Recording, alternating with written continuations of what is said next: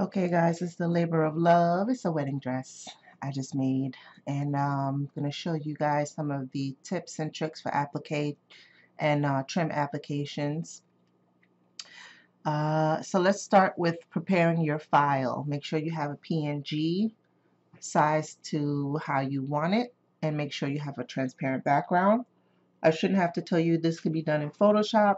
Most of you know how to create a transparent background around an item.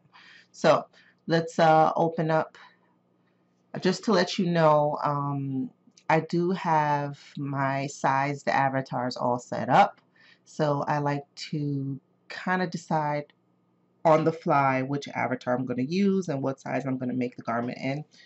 What I'll say is I'm going to be speeding through a lot of this because this actually did take a long time. And if you are trying to do a hurry and try to do appliques and trims and beading, good luck. So what I will say is take your time, and I'm just going to speed through some of the actual dressmaking part of it. So here we go, guys. I'm going to speed up this dress. It's just the idea I had in my head. I didn't get it from anything else. What I like to do is kind of experiment with shapes and then kind of tweak the fit afterwards. It's not conventional, and I know as a pattern maker I shouldn't be doing that. I will eventually do a pattern making video in CLO because I think some of you might have a little bit of a disconnect on how to actually create flat patterns in CLO, and some of the different tips and tricks you can use when knowing your body locations and knowing where where your hips are and where your bust line is, and separating your garment into segments for fit and shape and all of that kind of stuff. So I will get through that eventually. Okay.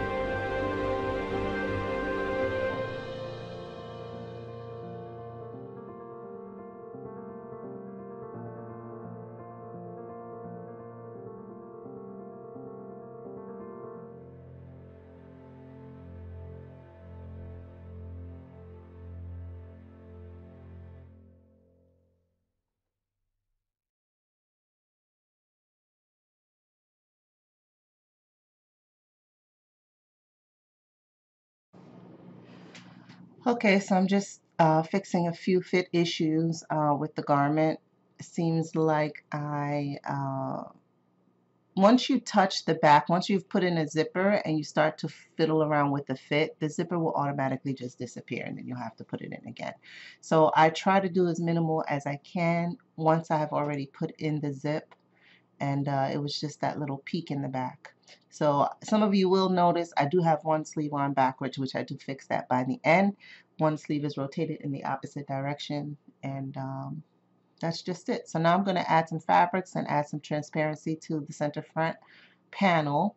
What I do with these panels, since I know it's going to be, I don't want it to stretch as much over her bust, I add the seam taping around the whole side, and then I can, you know, be assured that it's not going to stretch that much. So if you want to control that a little bit better, you can change the actual fiber content for simulation, and that will help. Sometimes tulle is stretchy, sometimes you don't want it to stretch. Sometimes you're working with an organza or something like that and you want it to remain sheer, but you don't want it to stretch. So just go through your fabric properties and, you know, pick whatever you want. So now let's go through, I'm applying a graphic. That is one way you can actually do it. So now you've prepared your trim, your applique with PNG. So you can apply it as a graphic. You can resize it as I'm doing here. You can resize it with the little size markers that will allow you to pull it out or pull it up or align it any way that you want. But say that's not enough because it looks really flat. What I like to do is sometimes put in the overlay, the graphic on the sheer overlay, and then apply a applique on top of it. It kind of gives it a little bit of a 3D look, which most applique does have. So it's kind of like a shadow of itself. Another way you can do the applique. So once you have the graphic in, it doesn't matter which way you turn your fabric, the graphic will stay where it is. So the graphic will not turn unless you turn it within the graphic properties setting. So once you get in there, your graphic's going to stay exactly where you put it, and it's going to stay the same size as you put it. So now I want it to be a little bit bigger to cover her bust because I'm going to have a bare bust on the front.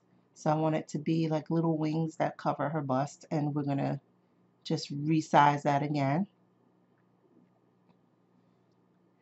And guys, this did take a long time, like I said, so I'm kind of speedballing through it. So we're going to put another. Now I have 2 layers. So I'm showing you that I have 2 layers. That's another way you can do it. You can do your layer clone under and your layer clone over and have the exact same trim top and bottom. However, this gets a little bit more, it still looks flat to me. So the next step is to actually create an overlay. Yes, I can see I have to flip my normals to make sure that the right side of the fabric is on the wrong side. If you didn't know that, when you see that dark gray patch, that means you have your fabric on inside out. So that sleeve kind of got turned around and repositioned, and I'll fix that in the end. So now I'm going through my texture to get a new texture. So now I can really see that I have covered her bust with the top layer, and I have my graphic not on the under layer, but I have my graphic on the top layer as well. So right now I have them on both layers, but seems like it's not working out. It's not lining up the way that I want.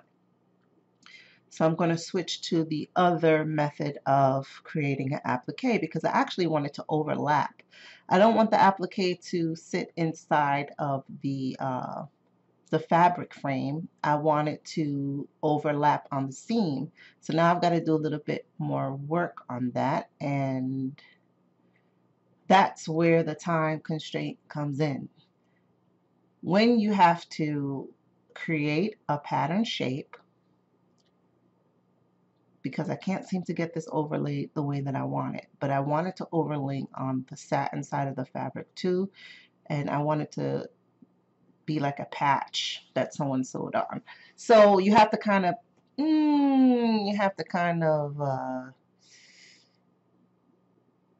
manipulate the program because you can't just sew and overlay. You can, but when it comes to being on top of a seam, it gets a little bit tricky. So one of the ways you can do it while I mess around with the sleeve, I'll show you how to do the trim. So now I've cut the sleeve. I've switched over, of course, because I have ADD. I don't finish one thing at one time. So I've switched over to putting on the trim on the sleeve. So now I'm going to cut the sleeve up a little bit to make it a little bit more demure, a little bit of the sheer added to the sleeve. And I'm going to show you how to apply a stitch. So now I'm in the top stitch zone and I've got purl and I've got rhinestone. So I'm going to add the rhinestone. I'm going to add another rickrack so you can see the difference once I start to apply it. So I'm putting it on as a top stitch. I'm just going to work on one side for the time being. I'm putting it on as a top stitch, so you can add a texture map to your top stitch, but just make sure that instead of having it on stitch or OBJ, that you have it on texture. So I have to actually figure that out, that I should not be in OBJ, I should be in texture, or custom should be texture. So I'll show you that in 1 second once I get there. So in order to change the trim appearance, you have to be, instead of OBJ in the type, has to be texture in the type. So then I go back and I add that texture. Now, whoa, oh my God, that's a lot of texture. So now there are other things that you can manipulate in order to have the trim size to where you want. And it's just a matter of user preference. I could have been totally fine with having a jeweled, bedazzled, zigzag flutter sleeve, but that's not what I was intending. My intention was to have it go around the actual line of the seam. So I'm playing with the size of the thread thickness. I'm playing with the thread width and the thread offset, and just a whole bunch of little things until I get to the point where I'm like, wait, oh, smaller. Oh, that's good, but it's not going around. What can I do? So now I have to figure out how to make it go around.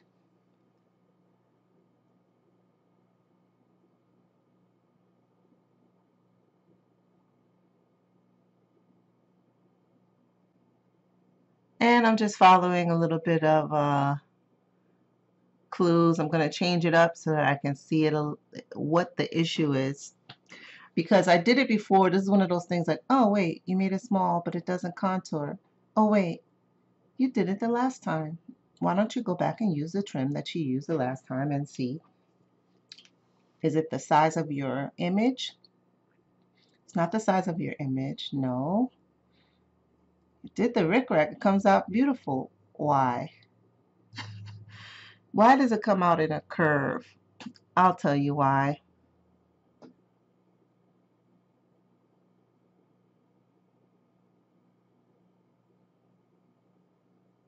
Got my texture map. Got my sizes properly. It's not that much bigger, but I'm going to do it again. So I'm going to make another one and come back. Okay, that was cool. I was able to stop and come back and figure it out. So I made another trim. There was nothing wrong with the other one. But I did make another one, and I realized that the thread thickness is part of the issue. So if I change the thread thickness down, down, down, down as far as I want it to go, then it will sort of start to contour. So let's see. I've changed it down to 7500 thickness.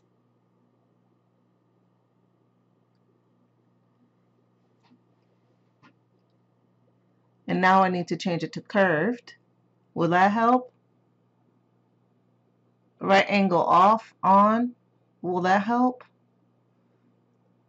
Start to end, no, something else. It's not the reflection. It's not the 3D map. It is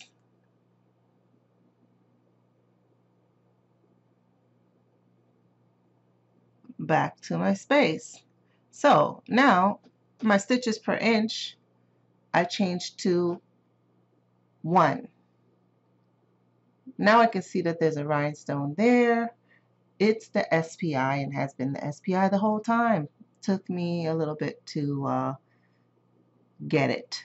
So now if I change my thread thickness, now that I have the SPI as to 1, that means each stitch is a graphic.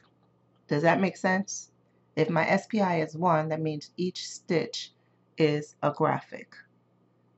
But now I want it to change to 1/4 of an inch, 200 thickness. I've got something here. Wait. 1.25? No, that's too big. How about 0.5? Maybe 0.25 will work with an SPI of 1. 0.25. Worked like a charm. So remember that the stitch and trim that you have, whatever width that is what's going to be your actual stitch. So you can't put it on like a trim. If like I had it really, really long going backwards, I would just take one of the repeats of the trim and I would make that a stitch instead of making, you know, a longer stitch line. It's easier with a smaller rickrack because, you know, it's small. It's like, you know, 4 ricks in a stitch, and then you can kind of manipulate it that way. But I had it way too long of a trim for a stitch line, so you can kind of just do one repeat is enough for one stitch. I hope that makes sense. So thank you for coming with me on that journey. Now I digress back to the center front, realizing that I wanted to overlap once I stopped fiddling around with the sleeve. Okay?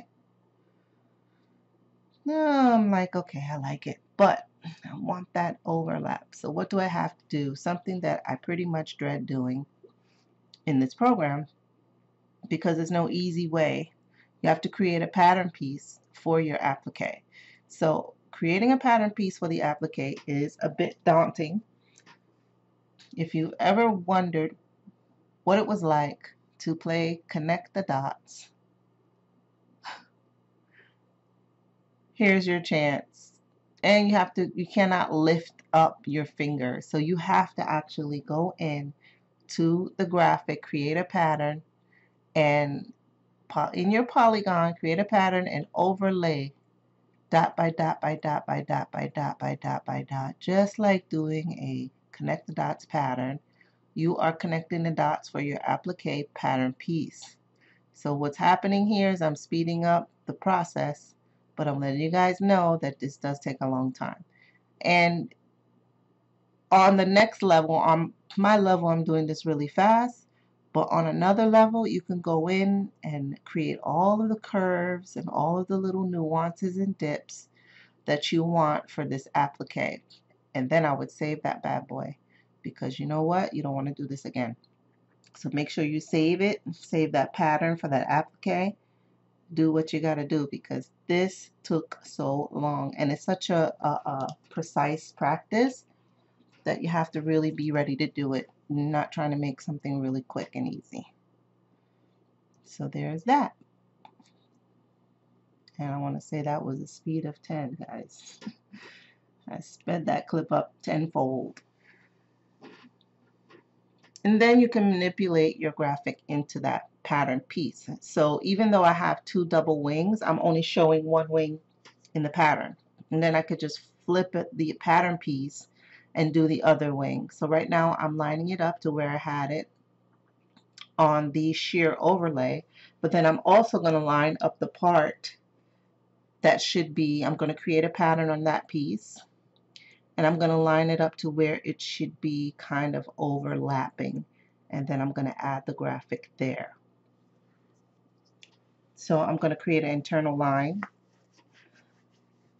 and I'm going to overlay the graphic onto the pattern piece in the solid piece. This, I call it the self fabric. So the self bodice is going to be going to have to clone as an internal. Make sure you click within the line, and then you can kind of maneuver it.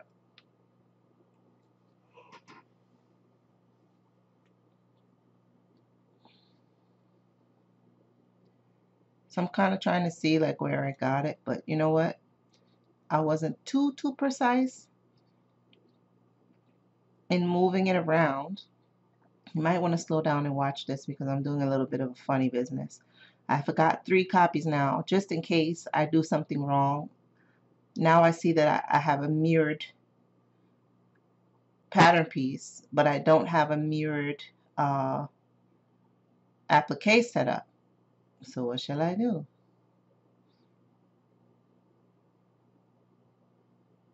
I should make a mirrored piece for the other side.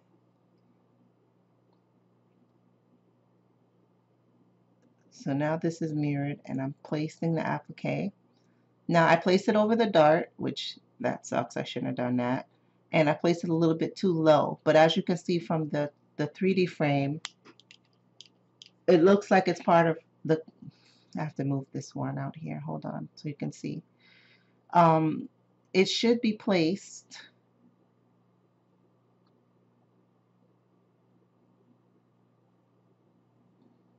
you got to add it to the other side, but you can't see it because now I'm having too many copies. But what I'll tell you is that as you can see, it gets taken up by the dart in the 3D photo. Because I put it over the dart is sewing it together with the self fabric, and it's like it doesn't exist in that part. So now I've got to make sure that I get the other side over to the mirrored piece. I'm going to delete these because these are very confusing and I can't see what's going on in my 3D window. Now I can see I have it only on one side. And it's sort of okay as far as where it should be overlaid. But if I move that, then I have to move the middle, then I have to move the outside, then I have to move this. So I chose not to, and I chose to continue on doing the rest of the applique. So now I've got that there. I'm going to take one of these and fill it.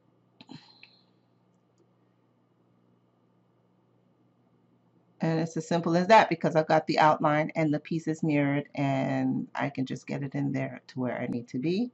And I can move on to the rest of the garment. So now she looks like she has an applique over her sheer part and over the yes, and over her actual self part of the garment. So now guys, I'm going to skip around a bit. I'm going to delete some of these reiterations that I have of this applique. I'm going to clean up the sleeve and I will be right back.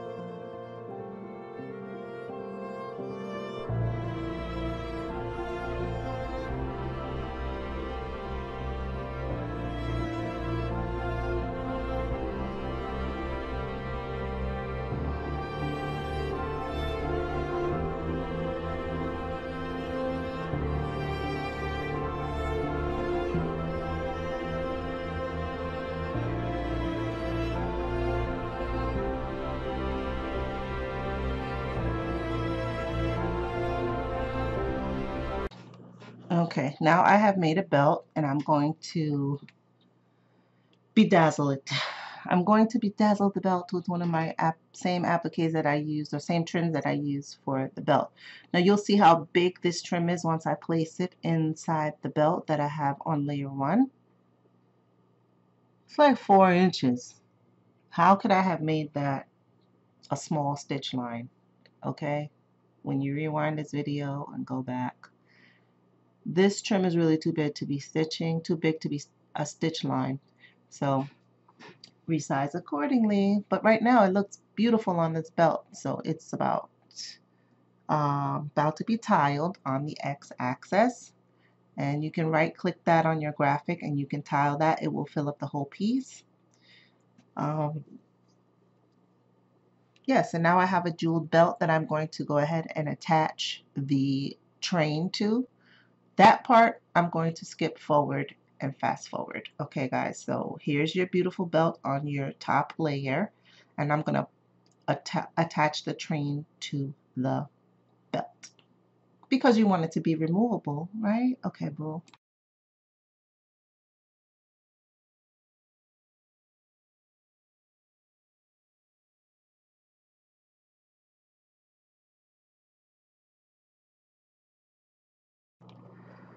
Okay, so I'm speeding up a little bit, but as you can see for this belt, I used the regular fabric. I didn't solidify it, I didn't make it a hard trim, hardware, or anything like that. So if you go in, solidify and strengthen your belt, you should be okay on the top layer of your garment. Otherwise, you'd have to make it an actual hardware trim property, which we do have in the fabric properties. And you can select hardware trim in the fabric. The new fabric library. So here I am doing the most with this train, and the computer is not happy with me. Holy moly. Many of you have seen this. I like to take pictures of them because they're so pretty. But anyway, I digress and I move forward to straightening all that out. A good way to straighten that out is to use the GPU simulation. So now I'm just going to go through and make the look of the fabric that I want. I've switched my sleeves over, my sleeves match. I've done my applique, my belt, and my train, and I am trying to keep this as short as possible, guys. And I'm going to stop it here. Now I'm going to speed up because there's another part of the train that I end up doing, and I'll just show you that in speed time, and then I will be done. And I hope you guys enjoyed it. I'm trying to keep it as short and sweet, but these things are like monsters. Okay, bye.